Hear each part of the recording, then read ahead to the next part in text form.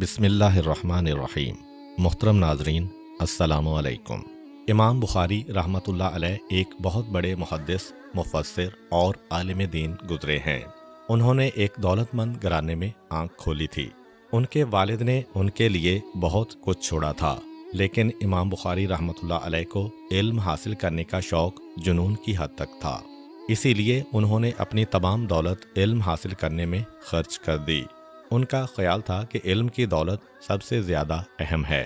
इसके लुटने या गुम होने का कोई अंदेशा नहीं, बल्कि ये खर्च करने से कम होने के बजाय बढ़ती है। चुनाचे उन्होंने अपनी तमाम दौलत इल्म के हुसूल में सर्फ कर दी और अपने दिलो दिमाग को इल्म के सरमाए से भर लिया, लेकिन माली तौर पर बिल्कुल कंगाल हो गए और नौबत फाकों तक आ गई। इन हालात में एक दिन इमाम बुखारी ने सोचा, क्यों ना मैं वो तहाइफ फरोख्त कर दूं जो मुझे दोस्तों और अकीदतमंदों से मिले हैं।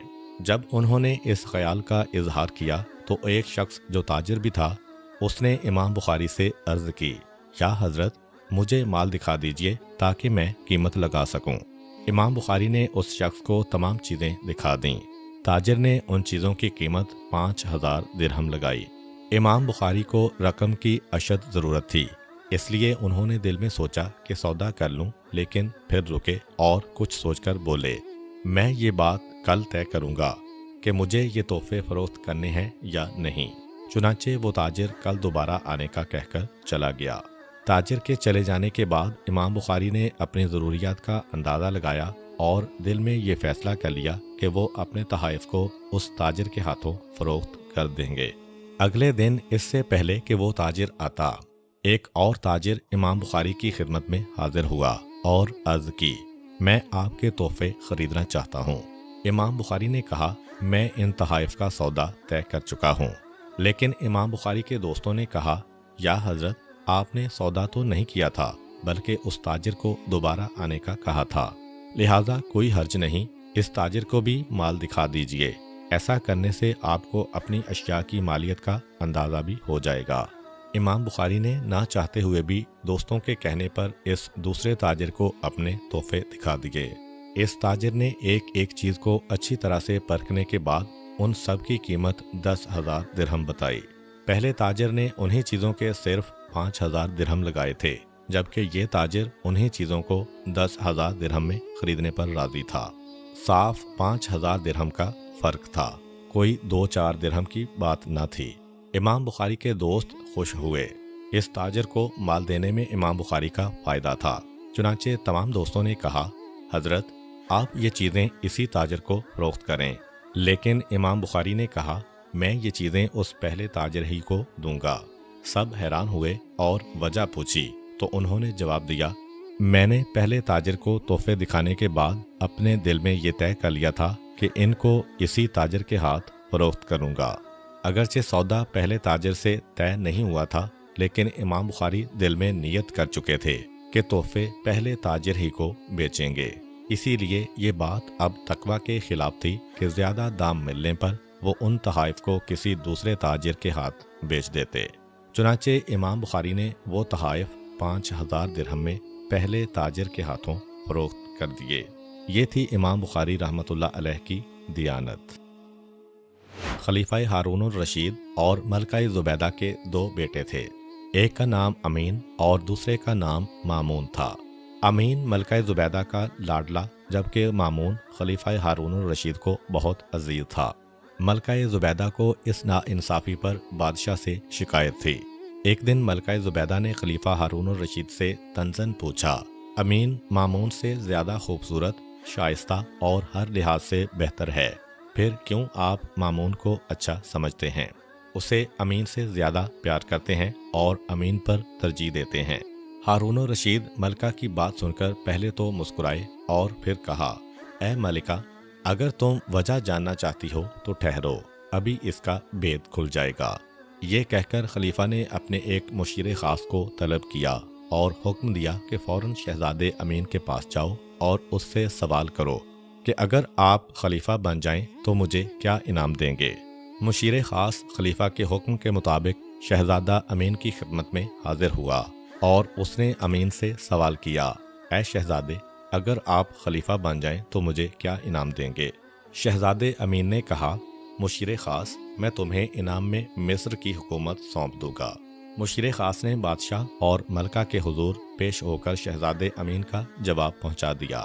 خلیفہ ہارون الرشید نے اس کے بعد مشیر خاص کو حکم دیا کہ اب شہزادے مامون کے پاس جاؤ اور یہی سوال دہراؤ، پھر مامون جو جواب دے اس سے ہمیں آگاہ کرو۔ چنانچہ خلیفہ کے حکم پر مشیر نے شہزادے مامون کی خدمت میں پہنچ کر وہی سوال دہرایا جو اس نے شہزادے امین سے کیا تھا، یعنی اے شہزادے، اگر آپ خلیفہ بن جائیں تو مجھے کیا انعام دیں گے؟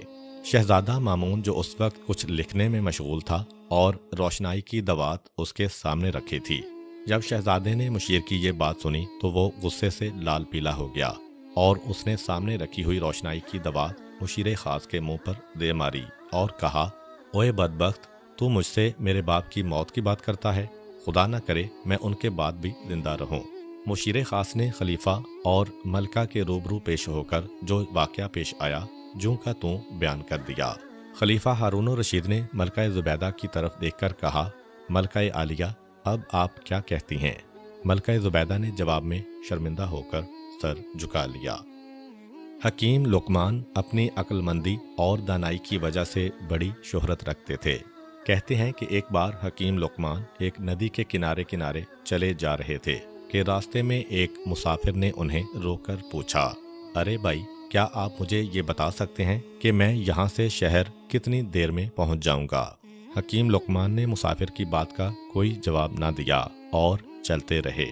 مسافر نے یہ سوچ کر کہ شاید اس شخص نے میری بات سنی نہ ہو یا پھر سمجھی نہ ہو، دوبارہ اپنا سوال دہرایا، جناب، مجھے یہاں سے شہر جانے میں کتنی دیر لگے گی؟ لقمان نے اس مرتبہ نہایت دھیمے لہجے میں کہا، اپنی راہ لو۔ مسافر نے حیران ہوتے ہوئے پھر پوچھا، بھائی صاحب، میں نے آپ سے ایک سوال کیا ہے، شاید آپ نے سنا نہیں۔ میں ایک تھکا ماندہ مسافر ہوں اور مجھے شہر جانا ہے۔ شہر یہاں سے کتنی دور ہے اور مجھے شہر تک پہنچنے میں کتنی دیر لگے گی؟ حکیم لقمان نے پھر وہی جواب دیا، میاں، میں تم سے کہہ تو رہا ہوں کہ جاؤ اپنی راہ لو۔ مسافر لقمان کا جواب سن کر سیخ پا ہو گیا، لیکن اس نے خود پر قابو پایا اور دل میں سوچا، کتنا عجیب شخص ہے، مفت ہاتھ آئی نیکی پر بھی آمادہ نہیں، شاید اس کا دماغ خراب ہے۔ یہ سوچ کر مسافر نے لقمان سے کچھ نہ پوچھنے کا ارادہ کیا اور شہر کی جانب چل پڑا۔ ابھی کچھ ہی دور گیا ہوگا کہ پیچھے سے حکیم لقمان کی آواز آئی، مسافر سنو، تم 2 گھنٹے تک شہر پہنچ جاؤ گے۔ لقمان کی آواز سن کر خود بخود مسافر کے قدم رک گئے۔ اسے بڑی حیرت ہوئی اور وہ الٹے قدموں سے لقمان کے پاس آیا۔ اس نے جناب لقمان سے دریافت کیا، بھائی، جب میں نے تم سے بار بار پوچھا کہ میں شہر کتنی دیر میں پہنچوں گا تو تم نے کوئی جواب نہ دیا، اور اب جب کہ میں آپ سے مایوس ہو کر اپنی راہ پر چل دیا تو تم نے پیچھے سے صدا دی کہ میں 2 گھنٹوں تک شہر پہنچ جاؤں گا۔ یہ کیا بات ہوئی؟ حکیم لقمان نے مسکراتے ہوئے جواب دیا، اے مسافر، جب تم مجھ سے بار بار اپنا سوال دہرا رہے تھے اس وقت تم کھڑے تھے اور مجھے معلوم نہ تھا کہ تمہارے چلنے کی کیا رفتار ہے۔ پھر بعد میں جب تم چل پڑے تو میں نے اندازہ لگا لیا کہ تم جس رفتار سے جا رہے ہو تو تمہیں شہر پہنچنے میں کم از کم 2 گھنٹے ضرور لگ جائیں گے۔ حکیم لقمان کی بات سن کر مسافر بڑا متاثر ہوا اور دل ہی دل میں لقمان کی دانائی کی تعریف کرتے ہوئے شہر کی طرف چل پڑا۔ قدیم زمانے کی بات ہے کہ ملک خراسان پر ایک بادشاہ حکومت کرتا تھا جو بے حد نیک، رحم دل اور خدا ترس بادشاہ تھا۔ اسے دنیا کی ہر نعمت اور آسائش حاصل تھی، لیکن اس کے باوجود وہ نہایت سادہ زندگی بسر کرتا تھا۔ بادشاہ کے برعکس اس کا وزیر بہت مغرور اور بد مزاج تھا۔ اس کا تعلق ایک دولت مند اور معزز گھرانے سے تھا۔ اعلیٰ حسب نسب اور دولت کی ریل پیل نے اس کا دماغ خراب کر رکھا تھا۔ ان تمام خامیوں کے باوجود اس میں ایک خوبی بھی تھی جو ان تمام خامیوں پر بھاری تھی۔ وہ خوبی یہ تھی کہ وہ حد سے زیادہ عقل مند اور نہایت قابل تھا۔ اس کی اسی خوبی کی وجہ سے بادشاہ اسے اس کی بدمزاجی کے باوجود برداشت کر رہا تھا۔ ایک دن کا ذکر ہے کہ بادشاہ اسی وزیر کے ساتھ کسی سفر پر روانہ ہوا۔ ان کے ہمراہ ایک غلام بھی تھا۔ وہ تینوں اپنے اپنے گھوڑوں پر سوار تھے۔ جب وہ ایک صحرا سے گزر رہے تھے تو اچانک زبردست طوفان نے انہیں گھیر لیا اور وہ ایک دوسرے سے جدا ہو گئے۔ کچھ دیر بعد طوفان تھما تو انہوں نے ایک دوسرے کو تلاش کرنا شروع کیا۔ سب سے پہلے غلام نے اپنے سے کچھ فاصلے پر ایک جھونپڑی دیکھی۔ جب وہ وہاں پہنچا تو اسے ایک اندھا فقیر بیٹھا دکھائی دیا۔ غلام نے اس سے پوچھا، اے اندھے، کیا اس طرف سے کوئی سوار گزرا ہے؟ اندھے فقیر نے جواب دیا، بھائی مجھے تو کسی کی آہٹ سنائی نہیں دی۔ غلام یہ سن کر آگے چل دیا۔ تھوڑی دیر بعد وزیر کا ادھر سے گزر ہوا۔ اس نے دیکھا کہ ایک اندھا شخص بیٹھا ہوا ہے۔ اس نے بھی پوچھا، او فقیر، کیا ادھر سے کوئی سوار گزرا ہے؟ فقیر نے کہا، ہاں، ایک غلام جو گھوڑے پر سوار تھا کچھ دیر پہلے یہاں سے ہو کر آگے گیا ہے۔ دلاور خان بھی اندھے فقیر کا جواب سن کر آگے بڑھ گیا۔ کچھ ہی دیر گزری تھی، اتفاق سے بادشاہ بھی وزیر اور غلام کو ڈھونڈتا ہوا ادھر آ نکلا۔ اس نے جب فقیر کو دیکھا تو اپنے گھوڑے سے اتر کر فقیر کے پاس آیا اور بڑے ادب سے پوچھا، شاہ صاحب، کیا آپ کو معلوم ہے ادھر سے کوئی سوار گزرا ہو؟ اندھے فقیر نے کہا، جی ہاں جہاں پناہ، پہلے تو حضور کا غلام ادھر سے گزرا، اس کے بعد وزیر کیا ہے۔ بادشاہ کو یہ سن کر بڑی حیرت ہوئی اور اس نے فقیر سے پوچھا، شاہ صاحب، آپ تو نابینا ہیں، بھلا آپ کو کیسے معلوم ہوا کہ میں بادشاہ ہوں؟ اندھے فقیر نے مسکرا کر جواب دیا، عالی جا، آپ کے غلام نے مجھے اندھا کہا، آپ کے وزیر نے مجھے فقیر کہا اور حضور نے مجھے شاہ صاحب کہہ کر مخاطب کیا، لہذا گفتگو کے انداز سے ہی میں نے اندازہ لگا لیا کہ کون کیا ہے۔ بادشاہ اندھے فقیر کی باتوں سے خوش ہوا اور اسے بہت سا انعام دے کر رخصت ہوا۔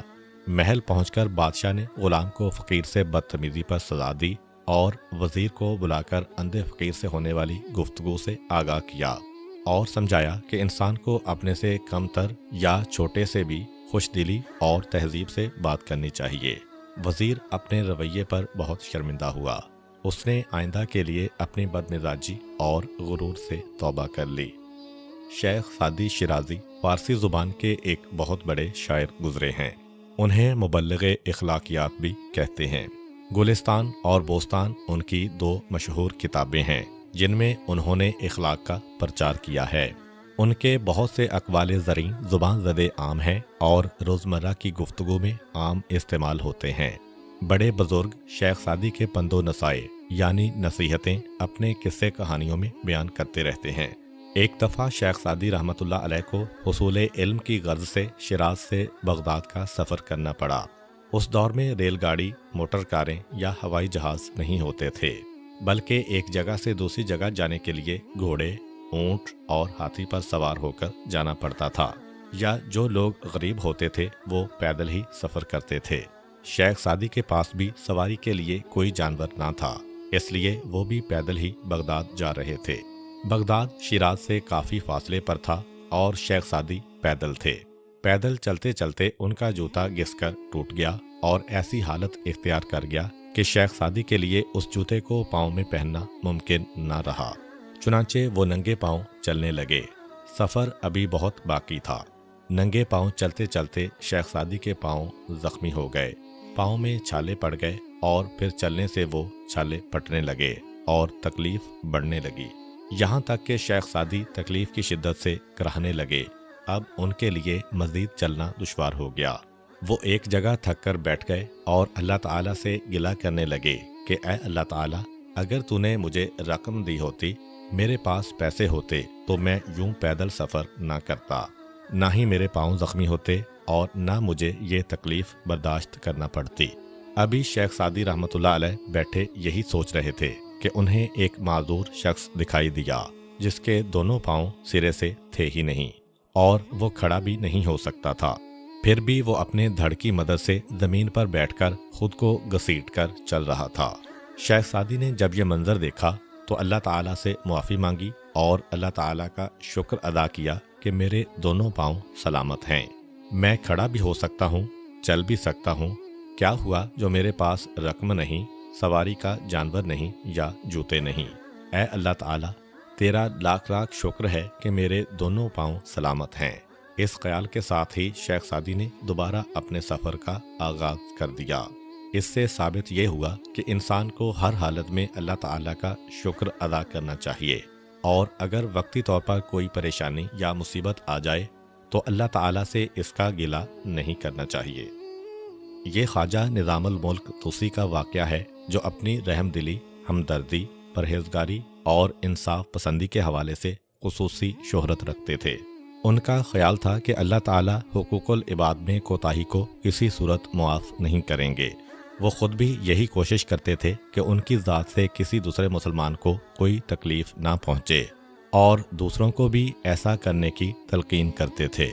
خواجہ نظام الملک طوسی کی یہ عادت تھی کہ کھانے پینے کی جو چیز ان کے سامنے آتی اسے وہ خود کھانے سے پہلے اپنی محفل میں موجود تمام حاضرین میں تقسیم کرتے، اور آخر میں اگر بچ جاتی تو خود کھا لیتے۔ ایک دن کا واقعہ ہے کہ ایک غریب کسان ان کی خدمت میں ایک خربوزہ لے کر آیا۔ خواجہ نظام الملک طوسی نے کسان سے خربوزہ لے کر اسے کاٹا، اور اپنی عادت کے برخلاف تمام حاضرین محفل کو نظر انداز کر کے اس خربوزے کو نہایت رغبت سے کھانے میں مشغول ہو گئے، اور دیکھتے ہی دیکھتے انہوں نے سارا خربوزہ خود ہی کھا لیا، اور خربوزہ لانے والے غریب کسان کو بہت سا انعام و اکرام دے کر رخصت کیا۔ نظام الملک طوسی کی محفل میں بیٹھے تمام لوگ اس واقعہ پر حیران تھے کہ اس سے پہلے تو کبھی نظام الملک نے ایسا نہیں کیا تھا، لیکن حاضرین میں سے کسی کی یہ مجال نہ تھی کہ ان سے اس کی وجہ دریافت کرتا۔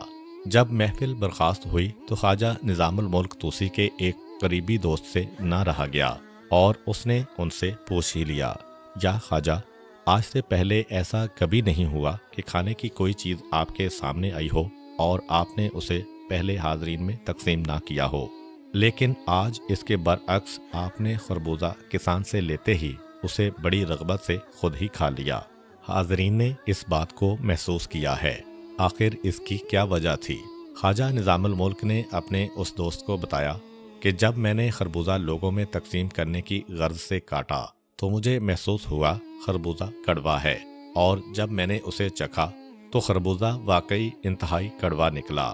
اگر میں وہ کڑوا خربوزہ لوگوں میں تقسیم کر دیتا تو مجھے خدشہ تھا کہ لوگ خربوزے کی تلخی کا اظہار کر دیتے یا اسے منہ سے اگل دیتے، اور اس سے غریب کسان کی دل شکنی ہوتی۔ کیونکہ میں ایسا نہیں چاہتا تھا، اس لیے میں نے وہ سارا خربوزہ خود کھا لیا۔ نظام الملک طوسی کا وہ دوست ان کی بات سے بہت متاثر ہوا۔ بعض جگہوں پہ یہ واقعہ حکیم لقمان کے حوالے سے بھی بیان کیا جاتا ہے۔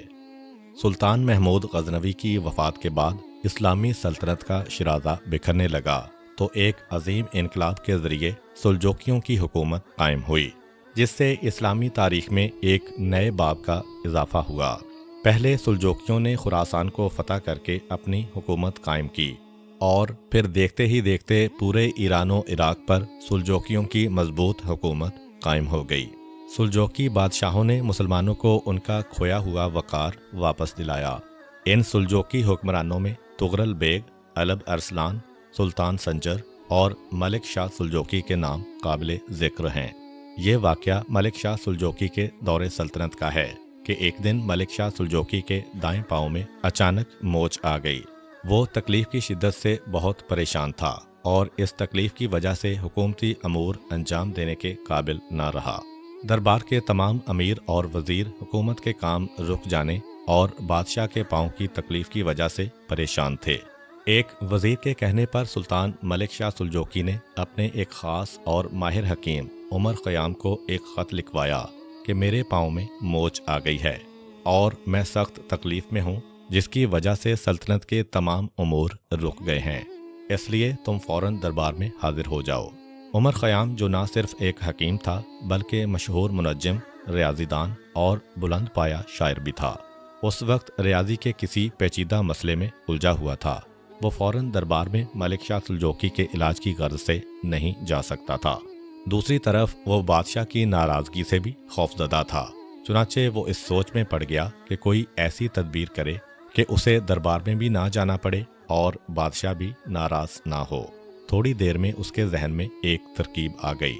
اس نے اپنی عقل مندی سے کام لیتے ہوئے جواب میں ملک شاہ سلجوقی کو لکھ بھیجا، بادشاہ سلامت، امور سلطنت کی انجام دہی میں آپ پاؤں کی بجائے سر کو استعمال کریں۔ ایسا کرنے سے آپ سلطنت کے کام بھی سر انجام دے سکیں گے اور آپ کے پاؤں کا علاج بھی ہو جائے گا۔ ملک شاہ سلجوقی کو عمر خیام کا مشورہ اچھا لگا اور اس نے اس پر عمل کیا تو پھر امور سلطنت بھی انجام دینے لگا اور پاؤں کی تکلیف سے بھی نجات مل گئی۔ حضرت عمر فاروق رضی اللہ تعالی عنہ کے دور خلافت میں ایک مرتبہ بحرین سے مشک کستوری آیا۔ کستوری ایک بے حد قیمتی خوشبو ہے جو ہرن کی ناف سے نکلتی ہے۔ حضرت عمر اس وقت اپنے گھر میں بیٹھے ہوئے تھے۔ آپ نے فرمایا اگر کوئی کستوری کو تول دیتا تو میں اسے مسلمانوں میں تقسیم کر دیتا۔ آپ کی بیوی حضرت عاقلہ رضی اللہ تعالی عنہا نے آپ کی بات سن کر نہایت فرما برداری سے عرض کیا اگر آپ حکم دیں تو کستوری کو میں تول دوں۔ حضرت عمر نے اپنی بیوی کی بات کا کوئی جواب نہ دیا۔ تھوڑی دیر گزرنے کے بعد آپ نے پھر کہا اگر کوئی کستوری کو تول دے تو میں اسے مسلمانوں میں تقسیم کر دوں۔ جواب میں حضرت عاقلہ نے پھر عرض کی اگر آپ اجازت دیں تو کستوری کو میں تول دیتی ہوں۔ حضرت عمر رضی اللہ عنہ اس بار بھی خاموش رہے۔ کچھ دیر بعد حضرت عمر نے تیسری دفعہ پھر یہی بات دہرائی اگر کوئی کستوری کو تول دے تو میں اسے مسلمانوں میں تقسیم کر دوں۔ جواب میں حضرت عاقلہ نے پھر عرض کیا اے مسلمانوں کے خلیفہ اگر آپ اجازت دیں تو کستوری میں تول دیتی ہوں۔ اس مرتبہ حضرت عمر نے ارشاد فرمایا اے عاقلہ مجھے یہ بالکل پسند نہیں کہ تم جب کستوری کو تولنے کے لیے ترازو کے پلڑوں میں رکھو تو یہ تمہارے ہاتھوں سے لگتی رہے اور جب ہمارے حصے کی کستوری ہمیں ملے تو اس میں تمہارے ہاتھوں سے لگی ہوئی کستوری بلا تقسیم ہمارے حصے میں آ جائے۔ میرے نزدیک یہ بھی ایک طرح کی بددیانتی ہوگی۔ ناظرین، اگر ہمارے حکمران اور عوام آج بھی اس سوچ کو اپنا لیں تو پھر کسی کو کسی سے کوئی شکایت پیدا نہ ہو اور ہمارا معاشرہ ایک مثالی معاشرہ بن جائے۔ امید کرتا ہوں کہ آپ کو آج کی ویڈیو اچھی لگی ہوگی۔ اگر آپ کو ہماری ویڈیو اچھی لگی ہے تو ویڈیو کو لائک کریں اور مزید اس طرح کی ویڈیوز دیکھنے کے لیے ہمارا چینل سبسکرائب کر لیں۔ ملتے ہیں نیکسٹ ویڈیو میں، اجازت دیجیے، اللہ حافظ۔